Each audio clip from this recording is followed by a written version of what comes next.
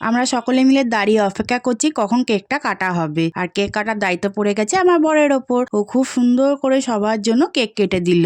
এত বড় কেক, সবাই দাঁড়িয়ে দাঁড়িয়ে দেখছিলাম কিভাবে কাটে কেকটা। আত্মীয় স্বজন মোটামুটি সকলেই চলে এসেছিল, তাই সকলে মিলে আমরা কেক খেয়ে নিলাম। এই দেখো, আমি কিন্তু কেকের একটা বড় পিস পেয়ে গেছি। তারপর আমরা সকলে মিলে কেক খেয়ে নিলাম। এখন যেহেতু বেলা হয়ে গিয়েছিল, অনেকেই খেতে বসে গেছিল। আমরা যেহেতু এখন একটা কেক খেয়েছি, পেটে খিদে নেই, তাই আমরা শেষের দিকে খাবো সবাই ঠিক করেছি।